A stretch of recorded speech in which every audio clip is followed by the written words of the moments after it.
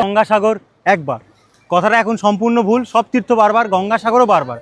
আজকে আমরা সারাদিন গঙ্গাসাগরে ঘুরবো, স্নান করব, কপিল মুনির আশ্রম দেখাবো, গঙ্গা মাকে পুজো দেবো এবং মেলা শুরু হতে আর 2 থেকে 3 দিন বাকি। প্রচুর পরিমাণ ভিড়। এই জায়গাটা খুব সুন্দরভাবে সাজানো হয়েছে, চারদিকে বিশ্রাম করার খাবার জায়গা প্রচুর, যেখানে আমরাও স্নান করবো, আপনারা দেখাবো। আজকের দিন কালকের দিন গোটা থাকবো। সব থেকে বড় কথা, এই গঙ্গাসাগরের মধ্যে মাত্র 400 টাকায় 4 বেলা থাকা খাওয়া দিয়ে, মানে মাছ মাংস আরও বিভিন্ন রকমের খাওয়া দাওয়া দিয়ে রামকৃষ্ণ মিশনের মতো জায়গায় অত সুন্দর ঘরে থেকে কিভাবে 2 দিন কাটাবেন সেই তথ্য দেব। তো প্রথমে বন্ধুরা শিয়ালদা স্টেশন থেকে ট্রেনে করে লক্ষ্মীকান্তপুর হয়ে আমরা সোজা চলে গেলাম কাকদ্বীপ। কাকদ্বীপ স্টেশন থেকে নেমে টোটো করে আমরা চলে গেলাম লট 8-এর ঘাট। 9 টাকা টিকিট কেটে আমরা লঞ্চে করে ওই পারে গেলাম কচুবেড়িয়া। কচুবেড়িয়ায় যাওয়ার পথে দেখুন কত সুন্দর সুন্দর পরিযায়ী পাখি, যেগুলোকে বলা হয় সিগাল, সেগুলো আমাদের লঞ্চকে পুরো ঘিরে ধরেছিল। আর ভিড় অত্যাধিক পরিমাণে, কারণ এখন চলছে গঙ্গাসাগর মেলা। ওই পারে গিয়ে ডাব খেতে খেতে আমরা তার সাথে আমরা দুপুরের লাঞ্চটাও সেরে নিলাম, মাছ ভাত ডাল। সেগুলো খাওয়ার পর কিছু লোকের সাথে কথাবার্তা বলে আমরা ওখান থেকে গাড়ি ধরে চলে গেলাম আমাদের রাত্রিবাস করার জায়গা রামকৃষ্ণ মিশন আশ্রম। সেটা খুবই সুন্দর, এখানে আপনারা রাত্রিবাস করতে পারেন মাত্র 400 টাকায় 4 বেলা থাকা খাওয়া দিয়ে।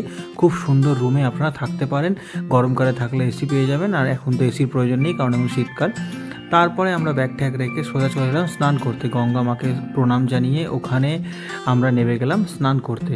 সত্যি ওই জায়গাটা দারুণ ছিল। তারপরে আমি প্রায় 7 থেকে 8টা ডুব দিলাম, বেশ ভালো লাগলো। গঙ্গা স্নান, পূর্ণ স্নান করলাম সেখানে, কিন্তু মেয়েদের জামাকাপড় ছাড়ার জন্য জায়গা আছে। তারপরে চা ঠা খেয়ে আমরা সোজা চলে গেলাম কপিল মুনির আশ্রমে, সেখানে সন্ধ্যা আরতি দেখতে।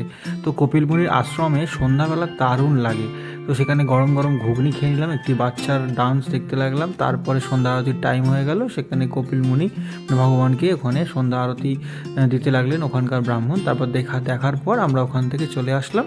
এসে রাত্রিবেলা খেলাম ভাত ডাল চিকেন, যেটা আশ্রমে হয়েছিল, অসাধারণ লাগছিল। তারপর পরের দিন সকালবেলা ওখানে খেলাম চা পরোটা ঘুগনি। সেখানে খেয়ে সেখান থেকে চলে গেলাম পাশের একটি নাগ মন্দিরে, সেখানে ঠাকুর দেখে সেগুলোকে নমস্কার জানিয়ে তারপর আবার জগন্নাথ দেবকে, ইস্কনের জগন্নাথ দেবকে দেখে ওখান থেকে গাড়ি করে সোজা চলে এলাম কপিল মুনির আশ্রম। সেখানে দেখুন এই হচ্ছে হোগলা ঘর। এছাড়া কিন্তু টেন্টও আছে, আপনারা যারা রুম পাবেন না তাদের জন্য কিন্তু হোগলা ঘর এবং টেন্টের ব্যবস্থা করা আছে।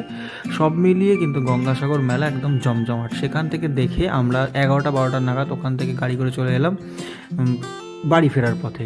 তো আমরা বেনুবন ঘাট দিয়ে আসলাম নামখানা হয়ে।